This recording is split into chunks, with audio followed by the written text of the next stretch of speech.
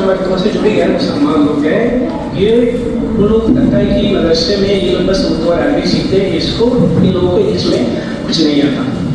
तो मैं सबसे पहले मेरे सिस्टर्स मैं अप्रिशिएट करता हूँ, काफ़ी इन्होंने हार्ड वर्क किया, काफ़ी इंशाल्लाह there hard work will pay of in the future in the life. सबसे पहले मैं बता देना चाहता हूँ कि मेरा उर्दू और हिंदी थोड़ा वीक है, मैं काफ़ी मिस्टेक करने वाला हूँ, and in advance I would like to apologise for that. मुझे मेरा जो भी मिस्टेक्स होगा तो मेरा अंदाज कर लीजिएगा।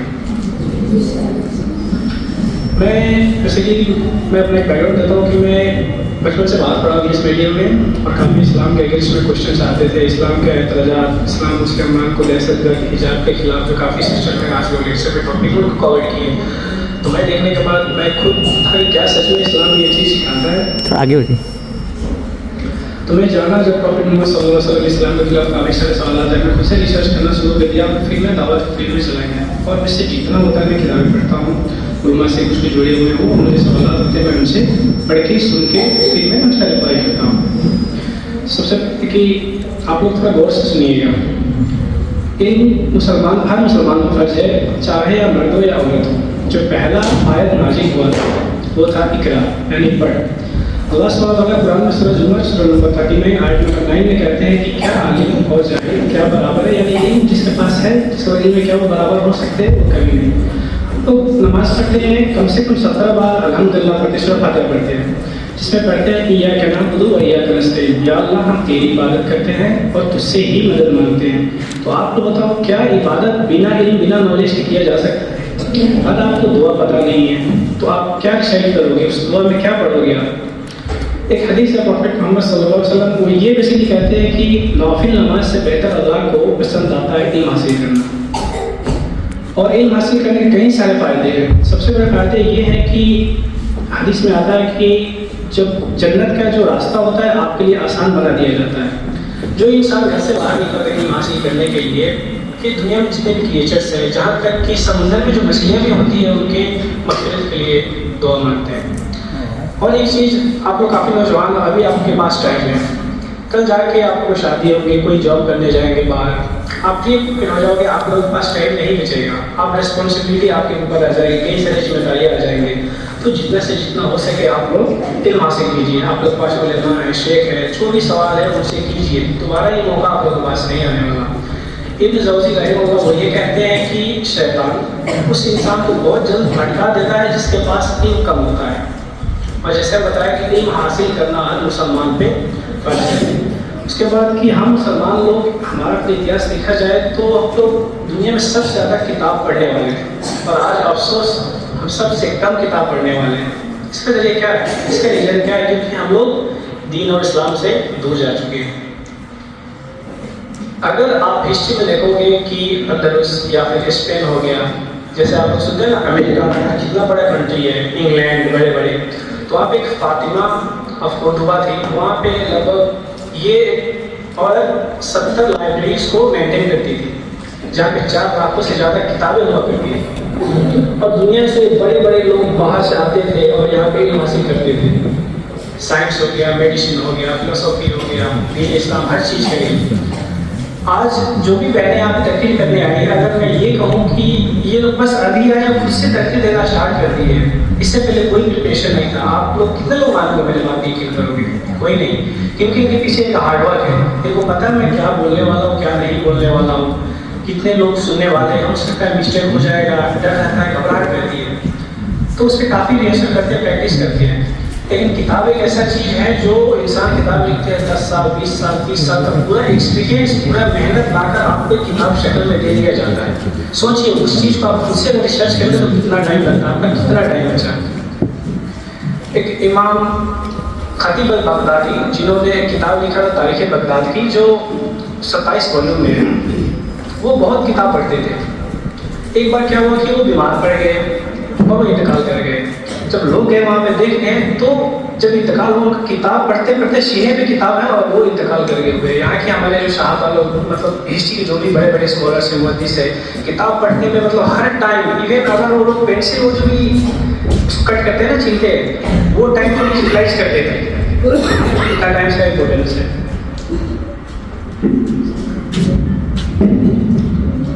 थोड़ा करीब आवाज़। खोल के डंडा बड़ा कीजिए।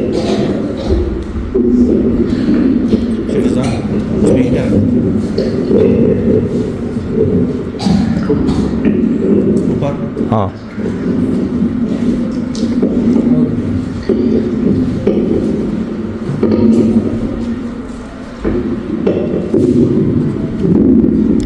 थोड़ा घुमा लीजिए अपनी तरफ, नहीं गिरेगा। अफसोस कि हम लोग अपने घर में देखेंगे तो किताबें तो बहुत कम मिलती है। अफसोस हम मुसलमान के घर में लाइब्रेरीज नहीं है, लेकिन हाँ घड़ी के कलेक्शन होंगे, मेकअप आइटम होगा, परफ्यूम्स होगा, जूते के कलेक्शंस होंगे, लेकिन किताब कितने लोगों के घर में किताब है। जो मुसलमान किताब में पढ़ने में ही हासिल करने में इतना आगे था, अफसोसन आज मुसलमान के घर में लाइब्रेरीज नहीं है। हमारे पास कोई पब्लिक लाइब्रेरीज नहीं है, जो हमारे पास दुनिया का सबसे बड़ा लाइब्रेरी हमारे पास हुआ करती थी। और मैं एक चीज़ आपको इस बताना चाहूँगा कि अपने घर में सब लोग लाइब्रेरी बनाइए। आप लोग परेशान करते हैं अपने अबू को, अम्मी को, भाई को कि मुझे ये चाहिए, शॉपिंग करना, ये कपड़े चाहिए। इससे बेहतर है आप लोग को परेशान कीजिए कि अबू, अम्मी, मेरे भाई साहब मुझे अब किताब लगे और ये किताब आप ऐसे थोड़े थोड़े करके लाइब्रेरी बनाओ और इंशाल्लाह आप भी फायदा उठाइए और सर के जाइए तो लोग में आपके भाई बहन जो भी है इंशाल्लाह फ्यूचर में उसका फायदा उठाएगा। शेर कहते हैं कि जैसे हमारे बॉडी के लिए खाना और पानी जरूरत है, वैसे ही हमारे नफ्स के लिए, हमारे जो सोल के लिए, नॉरिशमेंट के लिए किताबें जरूरी है। तो सब आपको कहते हैं किताबें पढ़िए। आज आपके पास टाइम है, कल आप बिजी हो जाएंगे, आपके पास टाइम नहीं रहेगा।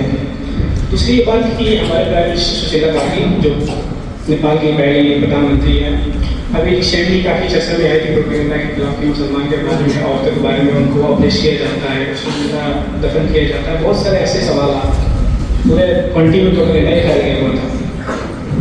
लेकिन मैं ये चीज़ कहना चाहता हूँ ना कि इस्लाम आपके पास वो एक ब्लेसिंग है, जब तक इसका महत्व नहीं समझेंगे ना फिर आपके पास वो जज्बा ही नहीं आएगा। हम तो सोचते हैं कि भाई हमें क्या हमारे मुसलमान घर में पैदा हो गए।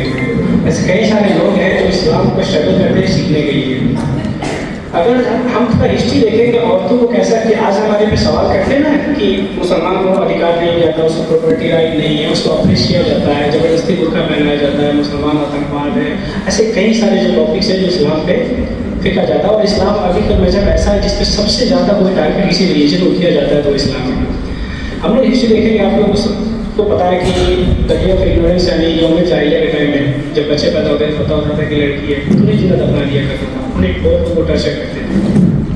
आज अगर इंडिया में देखोगे तो 2001 से 2011 का एक सेंसस रिपोर्ट आया था जिसमें बताता है कि 30 लाख बच्ची का कत्ल किया गया इसलिए कि वो लड़की है। हरियाणा में 2001 में वहाँ में 2 साल में 60,000 बच्ची का कत्ल किया गया। एक गांव था जिसमें 132 गांव उस डिस्ट्रिक्ट में है। 3 महीने के अंदर एक भी बच्चे का जन्म हुआ का इंफॉर्मेशन नहीं है। कहाँ गए वो बच्चे? क्या ऐसा हो सकता है कि 132 गांव में एक भी बच्चे का जन्म ना हो? ऐसे कई सारे रिपोर्ट्स है।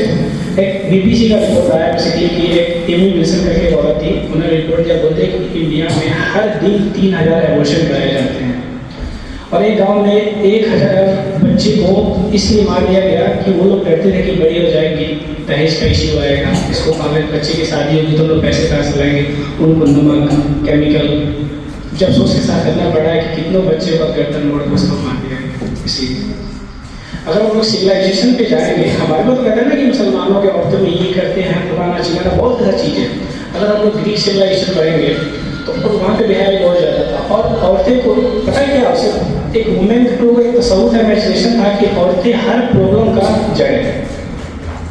इजिप्शियन सिविलाइजेशन, रोमन सिविलाइजेशन में देखेंगे तो अगर कोई शादीशुदा मर्द कोई गलत काम कर रहा है तो उसको माफ है, लेकिन अगर औरत कर रहा है तो उसको दिन दहाड़े उसका कत्ल कर दिया जाता है। इजिप्शियन सिविलाइजेशन में अगर हम लोग देखेंगे तो कहते हैं जितने भी औरतें ये सब शैतान की निशानियाँ हैं। अफसोस कि लोग पढ़ना भूल गए, लोगों को कौन बताएंगे। इजिप्शियन सिविलाइजेशन, अगर हम चाइनीज सिविलाइजेशन देखेंगे जस्ट रिसेंटली 50 साल पहले अपने कर्ज उतारने के लिए अपनी माँ बेटियों को बेच देते हैं। इनके पैरों में जो सिगड़ी होता है ऐसे बांध कर कि 4 इंच से ज़्यादा पैर लंबा ना हो, इतना उसको मुश्किल दर्द से गुजरना पड़ता था कि ये लोग औरतों मर्द के मुकाबले में है। और जो हमारे अभी रिसेंट जो अमेरिका बड़े बड़े नाम सुनते ही लगता है कि कितने माशाल्लाह कितने तरक्की है, ये तरक्की है, कोई तरक्की नहीं। वहाँ पे सबसे ज़्यादा depression rate, divorce rate, suicide है। अभी रिसेंटली अगर आप देखोगे इंडिया में तो वेस्टर्न कंट्रीज में 1400 साल से 1775 के बीच में 1 लाख औरतों का कत्ल कर दिया गया, उनको डायन बचाकर कि ये लोग डायन है, जादू वगैरह ऐसे ऐसे करते हैं। कितने को गेसिंग हुआ थे पता कंफर्म नहीं है, लेकिन मार दिए गए। रिसेंटली फ्रांस इंडिया का बात कर रहा हूँ मैं, लगभग 200 साल पहले तक अपनी बीवी को लोग जो कट्टा गले में लगाते हैं ना, ऐसे लगाकर उसको बाजार में ले आकर बेच दिया जाता था। और ये हमारे इस्लाम पे सवाल उठाते हैं कि इस्लाम पे औरतों का हुकूक ही क्या है।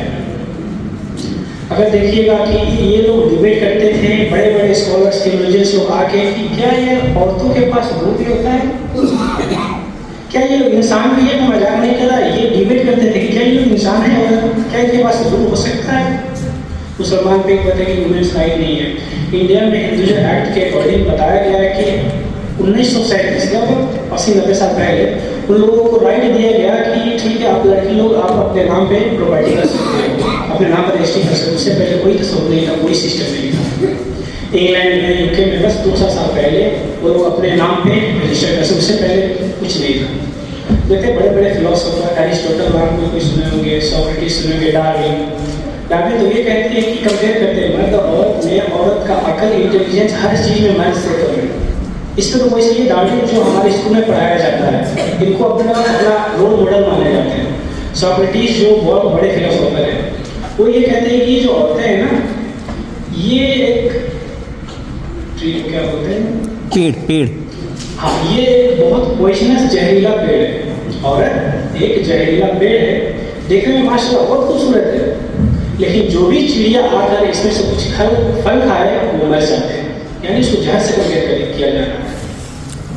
आज क्रिश्चियनिटी को देखोगे आप, उनमें जो उनका एक कंसेप्ट है ओरिजिनल इनका कि दुनिया में जैसे लोग मानते हैं कि आपने इस्लाम कर दिया, तो दोनों से मिस्टेक हुआ था। कुरान में दोनों मिस्टेक बताते हैं, लेकिन बाइबल में देखोगे आप तो नहीं, ये तो औरत है जड़ का फसाद है। दुनिया में जो भी डेलिटिव औरत को तकलीफ होती है तो तुम्हारा सजा है। दुनिया में जो भी दिक्कत आ रही है, जो भी परेशानियाँ आ रही है, गुनाह आया है, ये सब का जड़ कौन है? औरत है। ये क्रिश्चियनिटी जो इस्लाम के सबसे बड़े मजहब को माना जाता है, कोई सवाल नहीं उठाता कि तुम्हारे मुझे टेक्स्ट में किताब में नहीं लिखा है, लेकिन हर वक्त जहाँ जहाँ से मुसलमान को टारगेट किया जाता है। अगर आप उसमें डिवोर्स का सिस्टम नहीं है, अगर किसी के हस्बैंड उनके वाइफ को मार रहे, पीट रहे, जब तक वो लड़की उसकी वाइफ गलत काम नहीं करे ना, चाहे कितने भी मार रहे उसको पीटे, कोई वास्ते वो डिवोर्स नहीं, उसको हमेशा उसी इंसान के साथ बिताना है, चाहे वो उसको कितना ही जुर्म क्यों ना पड़े। इसमें कोई लॉ नहीं बनता। रिलीजन में देखोगे इंडिया में सभी सिस्टम था, जब हस्बैंड मर जाते थे तो वाइफ जाके उसमें पास में चिता में जाकर भी जिंदा रहती थी। ये स्थिति हम कोई नहीं बताते। और दूसरी बात कि अगर मैं ये एक फैक्ट चीज़ है कि औरतों का जो थोड़ा इमोशनल रोल होते हैं खास करके, अगर यहाँ पे चूहा बिल्ली अगर देख जाए तो मेरी बहन लोग बैठ के हमारे खाना के चले, मतलब आगे इधर उधर नहीं करते। हमारे शाहबजाद का अगर आप देखिएगा कि वो लोग का ईमान इतना पुख्ता था कि वो लोग जंग तक में वहाँ पे जंग में हासिल पार्टिसिपेट करते हैं। जैसे नुशैबा बिन्त बाब उन्हें हमारा को कहा जाता है।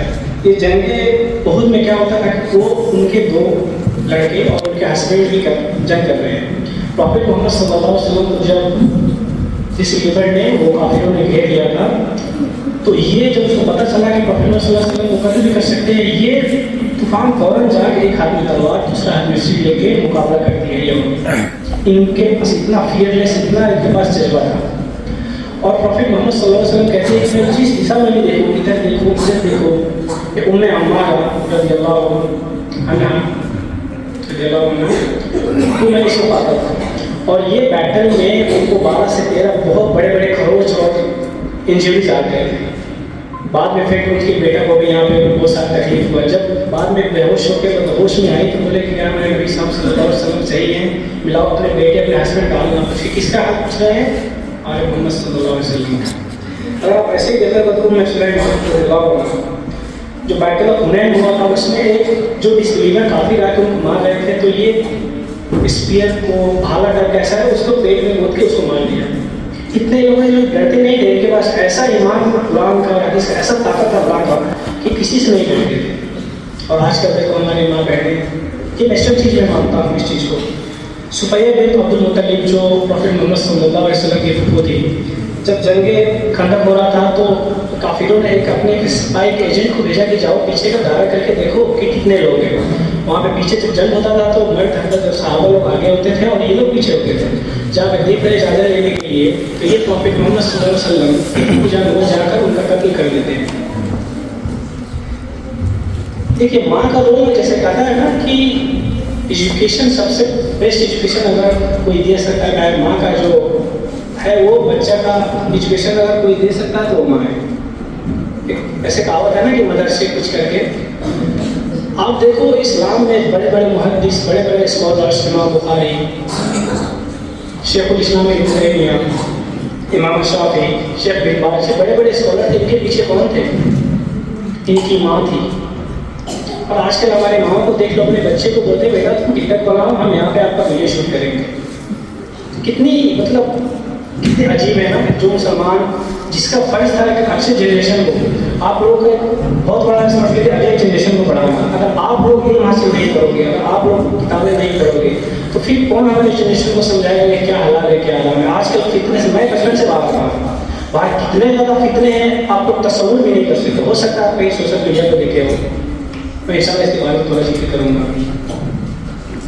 और बड़े बड़े स्कॉलर्स जो कहते हैं ना कि मुसलमान में तो उसको पढ़ाया नहीं जाता, इब्न हजर रहमहुल्लाह ये 53 औरतों से आलिमा से टीचर थे इनकी, जो फजल बारी जो किताब लिखी है, सही बुखारी की जो ऐसे टीचर से कमेंट्री है। इब्न अशरफानी 68 वुमेन से ये इजाज़ा लिया है। अशयूती जो बहुत बड़े मुहद्दिस थे, इन्होंने 33 औरतों से इस्लामिक नॉलेज के हासिल किए हुए हैं। अगर आप देखो कि सबसे बड़े स्कॉलर में जैसे मानेंगे आयशा रज़ियल्लाहु अन्हा कि कम से कम 2200 के आसपास हदीसें पहले की हैं। आज कई सारे ऐसे मसले हैं जो उनके तरफ से आता है।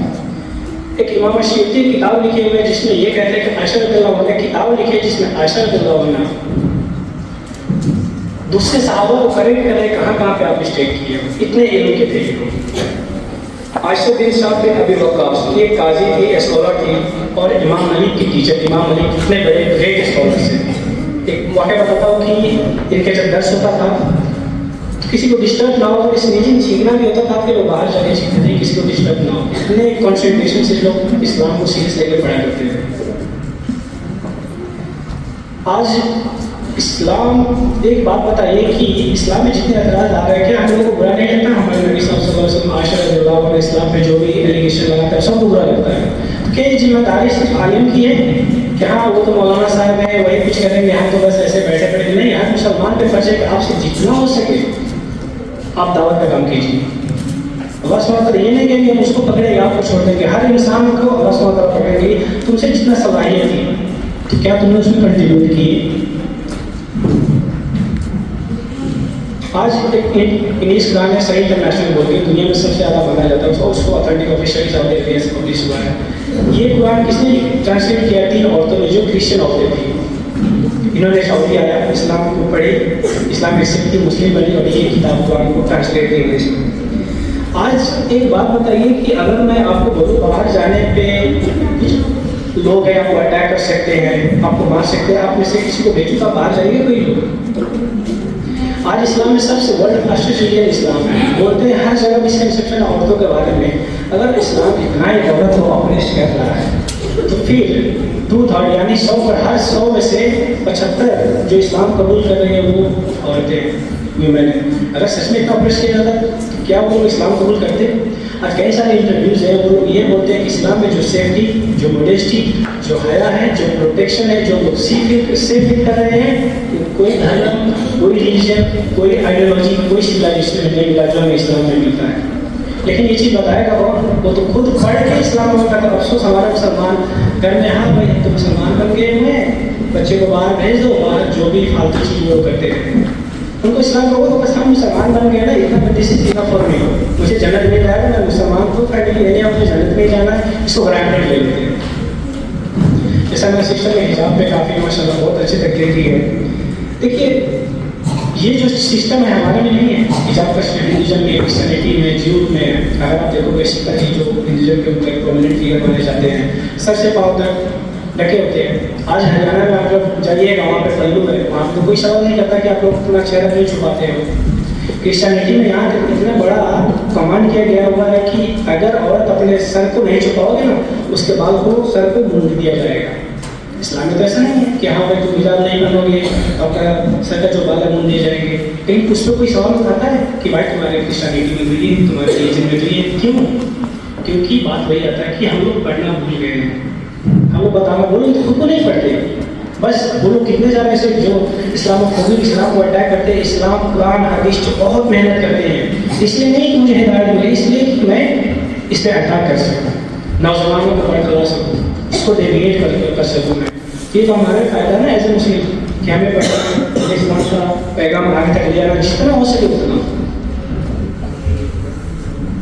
और मैं जो भी मेरे बहनें जो हिजाब है उनका पहले मैं आई रियली अप्रिशिएट कि बाहर आजकल हमारे कई सारे ऐसे गैर मुसलमान मुस्लिम दोस्त हैं जो बाहर जाते हैं, रमज़ान के महीने में शब कदर की रात को डीजे बनाए में डांस करते हैं। और हमारे फैमिली क्या बोलते नहीं है तो आला तालीम के लिए इंग्लिश मीडियम में हमारे औलाद को बाहर भेज रहे हैं। मैं बचपन से बाहर रहा, जब मुझे हिदायत मिली मैं देखा और शौक मैंने उसका इस्लाम भी किया, लेकिन वो लोग मानने के लिए तैयार नहीं है। मूर्ति पूजा मुसलमान कर रहे हैं। लिटरली वो मूर्ति पूजन कितने मुसलमान को देखा होगा। रमजान के महीना उससे कोई फर्क नहीं पड़ता, जुम्मे का दिन कोई फर्क नहीं पड़ता। अच्छा तो हाँ बेटा को पैसा भेज रहे हैं, बेटा तो आला तालीम, वो तालीम आज देखिए बाहर भागा लग रहा है इतना बड़ा है कि मैं मेरे दूसरे लोगों में देखा हूँ जो टारगेट हो चुके हैं, सुसाइड लोग कर रहे हैं। इस्लाम कुछ चंद लड़कों के लिए जो 2 हफ्ते से जानते नहीं हैं, आप उसके लिए अपने माँ बाप को अपने दीन को छोड़ के जा रहे क्यों? अगर उसको दीन जो अगर क्या इस्लाम उसको पता होता पड़ी होती तो आपको लगता है कि वो जाते इतना इसलिए शिकार होते टारगेट करते उनका कभी नहीं। अफसोस बात वही आता है कि हम लोग पढ़ना ही हासिल करना छोड़ दिए हैं। और मेरा पर्सनल ओपिनियन है कि अगर जो बोलते हैं ना बेटी पढ़ाओ बेटी बचाओ, मैं इसलिए नहीं मानता। मैं अगर दीन पढ़ाओ और बेटी बचाओ, पढ़ने के लिए तो बहुत लोग पढ़ रहे हैं लेकिन तो काफ़ी लोग बन रहे हैं, मुर्तद बन रहे हैं। आजकल तो मुसलमान लोग भी सवाल उठाते हैं, अरे तुम्हारे मुसलमान आ रहे हैं, मुझे आता था ये क्यों कर रहे हैं, वो क्यों कर रहे हैं, कितने मुसलमान लोग सवाल उठा रहे हैं।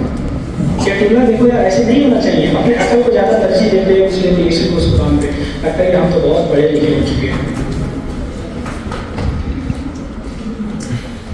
अनफॉर्चुनेटली जैसे सोशल मीडिया पे ऐसे जो मैं बताने वाला था काफ़ी सब टॉपिक यहाँ पे कवर हो चुका है। सोशल मीडिया ऑफकोर्स ये बोन भी है और एक डिस्ट्रॉयर भी है।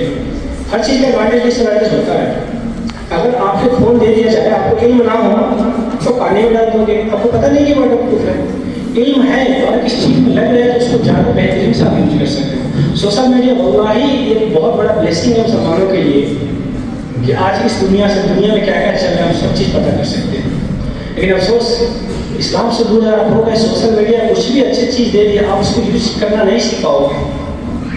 कई सारे हैं आजकल बच्चे 12 साल 15 साल 18 साल जो डिप्रेशन में जा रहे हैं सोशल मीडिया पे फेक इन्फ्लुएंसर्स को देखकर।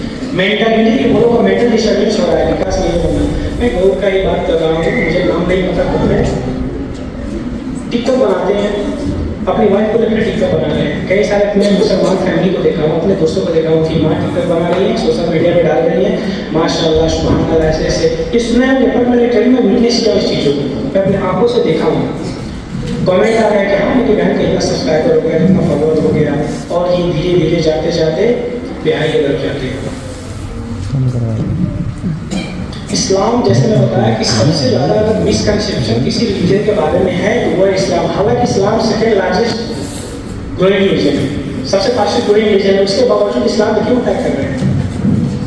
क्योंकि अगर आप देखोगे 1819 से 50 तक कम से कम आप सोच सकते हो कितना ये इस्लाम के खिलाफ किताब लिखी गई है। 60,000 किताब इस्लाम के खिलाफ, जिसको हम कहते हैं प्रॉफिट मोहम्मद सल्लल्लाहु अलैहि वसल्लम अपने माँ बाप सबसे ज़्यादा मोहब्बत करते हैं, उनके खिलाफ कोई बोल रहा है और हम लोग ये दूर होके दिन से दूर होके बस दुनिया में लगे हुए हैं। यहाँ पे इस्लाम को अटैक किया जा रहा है। अल्लाह मोहम्मद का नाम लेके बैनर तो निकल जाएंगे, वही मुसलमान आके बोलेंगे मैरी क्रिसमस नौज़िबिल्लाह कि ईसा अलैहिस्सलाम अल्लाह का बेटा है। बोलते हैं उसको पता नहीं मैं कितना बड़ा शिव कितना बड़ा गंदा बात बोल रहा हूँ, लेकिन आयला मोहम्मद के नबी साहब कुछ गलत बात बोलते तो मरने के लिए मिल जाएंगे, तो खुद अल्लाह इतना बड़ा मोहम्मद लगाते हैं उसका क्या इल्म की कमी से। आज इस्लाम को हर जगह से टारगेट किया जा रहा है, हर जगह से। हम लोग जो भी नए काम करते हैं इंटेंशन है कि अल्लाह सुब्हानहू इसका हमको रिवार्ड देंगे, सवाब देंगे। जो इस्लामोफोबिक लोग हैं उसके पास चैनल्स है, बड़े बड़े मीडिया है, वेबसाइट्स है, लाखों करोड़ों पैसा वो लोग खर्च करते हैं, किस लिए कि हम लोग इस्लाम को ख़त्म कर दें, इस्लाम को मिटा दें। वो लोग क्या अजर अल्लाह से लगते हैं कि हम ये काम कर रहे हैं मुझे कुछ ना कुछ तो मिलेगा, कुछ अजर है कुछ नहीं है, फिर भी इतना मेहनत कर रहे हैं। एंड वी बीइंग एज मुस्लिम हम लोग क्या कर रहे हैं, हमें तो अल्लाह से अजर है, हम लोग क्या कर रहे हैं। याद रखिएगा अल्लाह सुब्हानहू तआला सबसे पूछेंगे तुम्हारे पास जितना सलाहियत है, तुम्हारे पास पैसा था, बोलने का हिम्मत नहीं था, वो जज्बा नहीं था, पैसा था, क्या तुमने कंट्रीब्यूट किया? तुमको इन्फ्लुएंस तुमको स्पीकर बनाया गया, ठीक है तुम्हारे पास पैसा नहीं है, तो क्या तुमने आवाज़ उठाया? जो जो फील्ड में अल्लाह सुब्हानहू तआला आपको क्वालिटीज़ दी है उस चीज़ को इस्लाम में आप लोग लगाइए, जितना हमसे मुख्तलिफ लगाएं। हम लोग अल्लाह से इज्जत रखते हैं, उसके बावजूद भी देख रहे हैं मुसलमानों का। मैं खुद विक्टिम हुआ इस्लामोफोबिया का, मेरे दोस्त लोग कहे हैं, कोई मेरे टीचर्स हैं जो मुझसे इसलिए नफरत करते कि मैं मुसलमान हूँ। मेरे कई सारे दोस्त मुझसे दूर हो गए कि मैं मुसलमान हूँ, मैं इस्लामिक कंटेंट रखता हूँ, जलते वो लोग, अरे ये तो कटवा है, ये तो मुल्ला है। ये कभी मेरे साथ हुआ है, ऐसे कई सारे एग्जाम्पल्स हैं जो हमारे दोस्तों के भाई के साथ हुआ है। और सबसे मेरा ये मेन मैसेज है हमारे बहनों के लिए कि जैसे मैं बताया कि आप फ्यूचर जनरेशन के प्रिजर्वर हो। सबसे पहले जैसे मैं बताऊँ कि दीन इस्लाम अगर आप अपने औलाद को नहीं, मैं बोलता हूँ कि मेरा वो औलाद जाहिर रह जाए लेकिन मैं इंग्लिश मीडियम में ना भेजूँ अगर उस पर अकीदा नहीं है, दीन नहीं है। मेजोरिटी में मैं मुसलमानों को देख रहा हुआ सिर्फ इधर बहुत महंगा काम कर रहा है, उसको फिर इस्लाम पूछता हूँ नबी साहब कौन है, प्रॉफिट, इसके अलावा कुछ नहीं, कुरान क्या अल्लाह का किताब है, कुछ पता है? नहीं, कुछ नहीं पता। इस्लामिक हिस्ट्री कुछ पता है? नहीं। डॉक्टर्स लोग हैं, लेकिन बच्चे की बात नहीं है, डॉक्टर्स लोग कहते नहीं डॉक्टर है, इस्लाम बहुत कम इल्म रखते हैं। इसलिए आपको देखिए वीडियो को काम लगेगी आगे के लिए डॉक्टर ऐसे कई सारे बड़े बड़े जो पोजीशन है, माशाल्लाह अच्छी चीज़ है, ये तो गलत नहीं बोल रहा हूँ, लेकिन अगर पास इस्लाम नहीं है ना, कितने भी बड़े बड़े डिग्री आप हासिल कर लो उसका कोई फायदा नहीं। और मेरे सिस्टर्स मैसेज है, जैसे मैं बता रहा था कि मैं जैसे बता रहा हूँ प्रमोशन होता है, इसलिए बच्चे को मार दिया जाता था कि दहेज की वजह से। मेरे पर्सनल में मुझे लगता है कि अगर दहेज का कोई खात्मा कर सकता है ना, तो हमारी बहनें हमारी माएँ कर सकती हैं। ऐसे भी कई बहुत सारे केस है, दहेज ना मिलने पे ही उनकी ननद हो या फिर उनकी माएँ हो, ये लोग ज़्यादा ऑपरेशन उसका होते पे करते हैं सबसे बड़ा। तो आप लोग जितना अगर आपके घर में हो रहा है तो आप इसके स्टैंड लीजिए, उसके अगेंस्ट बोलिए, आवाज़ उठाइए। गलत चीज़ों के लिए तो आवाज़ बहुत लोग उठाते हैं, लेकिन बस थोड़ा जो आपका अधिकार दिया हुआ है, जो आपके अगेंस्ट में चीज़ हो रहा है उस पर तो एटलीस्ट आप लोग आवाज़ उठाइए। अकीदा जैसे शेख शाहरुख फौजान शेख बिन बाज कहते हैं कि दावत के लिए ना आपका अगर अकीदा दावत में नहीं है, तौहीद नहीं है ना, तो कितने भी तहज्जुद पढ़िए, कितने भी मिसवाक कीजिए, अजर सुना, कितने भी कुछ करिए, अगर आपके मन में तौहीद नहीं है, अगर आपका अकीदा सही है ना, मिसाल बेन सब कोई उसका काम नहीं है। तो हमारे समाज में देखो आज क्या होता है, कुछ भी हो जाए मौलाना साहब के पास जाओ, क्या बोलते हैं उसको, तावीज़। बहुत जगह हुआ हमारे सोसाइटी में देखे हुए हैं कि अगरबत्ती जला दो, तावीज़ बना दो, सबसे मसला रिलेशनशिप तोड़ने का। कुछ भी विवाद हो रहा है, ये मौलवी साहब के पास जाओ, मिठाई में कुछ दुआ पढ़वा के तो अपने पैसे कर दो। बोला मैं जहाँ से मैं देखो ये क्या हो रहा है, जो बचपन से भाई है बहन है, एक दूसरे में रहते हैं, दुनिया में मोहब्बत है, इसको किसी में जलन है। और ये ऐसे मौलाना तो फिर वो तो जाते हैं, ठीक हो जाता है, अरे वहाँ पे मौलाना साहब है, पैसे लेते चलो वहाँ के पास, तावीज़ पहनते हैं, किसने सही किया है, मौलाना साहब सही किया, ये सीख नहीं तो क्या है। तो आप लोग घर जाके दावत बहने को दीजिए, ये सब सीख से इन्हें बचाइए, बहुत बड़ा गुनाह है, उन्हें तौहीद क्या है पता नहीं है। जब प्रॉफेट मोहम्मद सल्लल्लाहु अलैहि वसल्लम जो मक्का में थे 10-13 साल के आसपास में, उनका क्या ये बोलते थे कि नमाज नमाज नमाज, कुरान कुरान कुरान, गरीबों को मदद कर, नहीं 10 साल तक कम से कम उन्होंने तौहीद पे काम किए, अकीदा पे काम किया। अफसोस था मुसलमान को पता नहीं कि इस्लाम का काम क्या है, नमाज का काम क्या है, ईमान का काम क्या है। मैं ये कभी उनसे पूछा हुआ था, भाई ये क्या तुम बता रहे हो, मुझे इसके बारे में पता नहीं। ये तालीम अपने बच्चे को दिए, इस्लाम का बेसिक्स उनको पता नहीं। अगर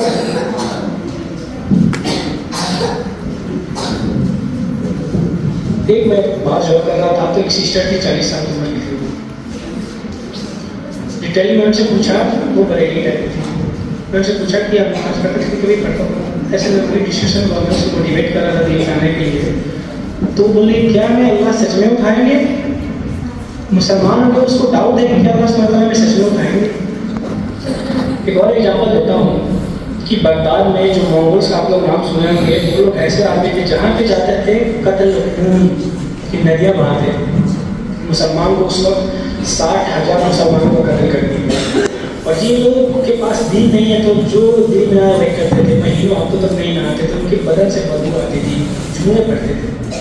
तो बाद में जब उनका जनरेशन बढ़ा तो हमारे जो मुसलमान होते थे उनका सही अकीदा था, तौहीद का, सलाम शादी का, वो लोग क्या कि प्लान बनाया कि यार चलो उनके वाइफ को दावत देते हैं। और ये लोग क्या कि वहाँ पे गए और उन्हें दावत दिए। और ये लोग मुतासिर होते कि यार ये मुसलमान लोग जुमे के दिन देखते हैं कितना साफ रहते हैं, परफ्यूम यूज करते हैं, ये लोग नमाज देखते हैं, इनके हस्बैंड हमेशा साफ सुथरे रहते हैं। इनको दावत दिए ये मुसलमान बन गए। वो मुसलमान बनने के बाद उसके औलाद भी मुसलमान बन गए, उसके जो हस्बैंड थे वो लोग भी मुसलमान बन गए। तो सबसे बड़ा दीन में है तो अकीदा और तौहीद, ये बहुत ज़्यादा इम्पोर्टेंट है। जैसे मैं बोला कितना भी आप लोग तहज्जुद पढ़ लो, ये नहीं है तो इस वाले दिन कोई मकसद नहीं है इसका। मैं इतना ही रख के मैं एक चीज़ बता देती हूँ, साइंस के बारे में आप लोग सोचिए। आप लोग इल्म हासिल करना फर्ज है। ऑफकोर्स साइंस में तो बोलना ही मैं आवश्यक कि यार ये लोग साइंस के टॉपिक पे लोग ध्यान पे लिख रहा हूँ मैं। मुझे पता नहीं था कि लोग साइंस, मुझे लगा था हाँ कुछ इस्लाम के बारे में बातें करेंगे, मैं शौक था। माशाल्लाह आप लोग मेहनत कीजिए, इल्म हासिल कीजिए, घर में लाइब्रेरी कोशिश कीजिए बनाने का। परेशान कीजिए अपने अम्मी अबू को, ये जो शॉपिंग के नाम पे, कपड़े के नाम पे बेहतर क्या निकालते हैं, परेशान कीजिए अपने बात करिए। अस्सलाम वालेकुम रहमतुल्लाह।